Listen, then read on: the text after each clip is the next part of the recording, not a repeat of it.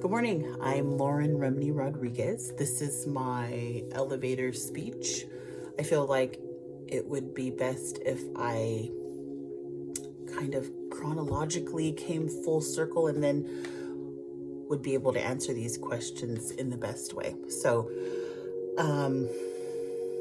why is social work your career choice? I think that's a big umbrella question that I can kind of work off of. I think it's a leap of faith, also fate, maybe.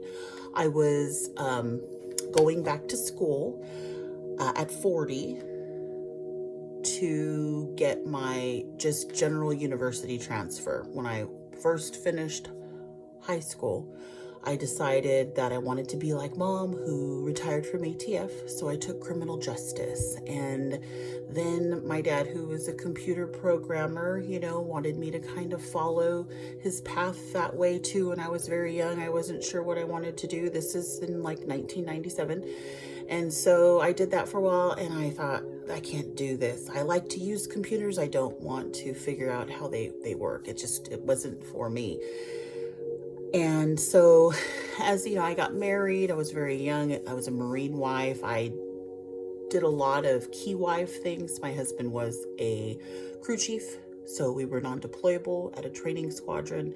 And so I was able to provide a lot of resource help to other wives who had husbands who were gone for long periods of time. I got to see a lot of their despair and I guess being raised by older, strict Asian grandparents who frequently brought me back and forth to the Philippines. I was already equipped to be on my own, so to speak. And so I did childcare there. I provided a service for a lot of women Marines who were single moms for $60 a week from 6 a.m. to 6 p.m. I know, unbelievable, right? That's just ridiculous. Now it's like $60 for 3 hours of care. But a long story short, when we became civilian life again, and I first started to work after my daughter was no longer, when she became school age, I was able to get a job at the County Office of Education in California in Monterey County. And I started out at migrant education, where we were doing enrollment for preschool. And so because I was able to sell myself with my high school diploma and the childcare and the Marine Corps experience, I was able to land that job. I started doing accountability. Of course, when you're in a union and somebody retires and things shift around, maybe programs close, you constantly do this, bumping game. So after migrant ed, I moved on to alternative education, adjudicated youth, juvenile hall, court and community schools, kids, also accountability, providing the trainings for teachers and staff and all of the different program, accountability models that go along with that. I then moved to special education and supported a number of board-approved positions that were called school social worker. And the women that I supported were fantastic, amazing women.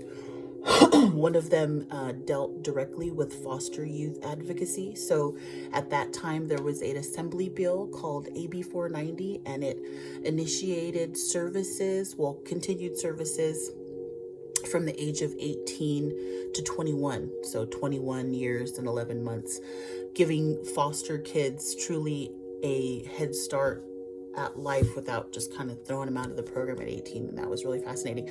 Also, a school social worker position, I supported, I was the clerical support to a woman who did all of special ed, so ASD, autistic spectrum, all the way through severe, and putting on parent workshops and finding different resources that were helpful in the community to this community of parents. From there, I moved on to a site job and resigned because my daughter was 18.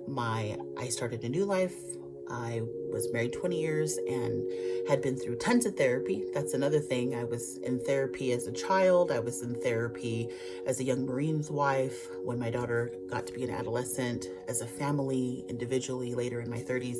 Now that I'm 44, I can say that I only was in therapy for a third of my life. But at a point, I really felt like I was in therapy for half my life. So that was another one of my pathways.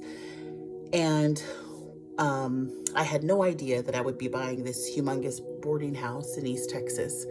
But as we have put things together and made it our mode of survival, I have found that all of the tools from my experience that I bring to the table really have set me up for a great path in social work.